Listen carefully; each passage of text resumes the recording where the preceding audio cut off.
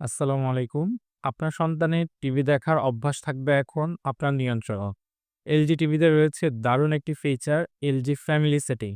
এই সেটিংয়ে আপনি নির্ধারণ করে দিতে পারবেন কতটুকু সময় আপনার সন্তান টিভি দেখবে এবং কখন টিভিটা বন্ধ হয়ে যাবে। এটা চাইলে আপনি আপনার মতন করে সেট করে দিতে পারবেন। এটা কিভাবে অন করতে হবে, কিভাবে অ্যাক্টিভ করতে হবে, চলুন আপনাদেরকে দেখিয়ে দিচ্ছি। প্রথমে চলে যেতে হবে টিভির সেটিংয়ে। সেটিংয়ে যাওয়ার পর জেনারেলে যেতে হবে।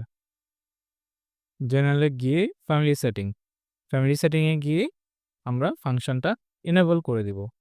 ফাংশনটা এনেবল করলে এখানে একটা ইউজেস লিমিট সেটিং একটা অপশন আসবে।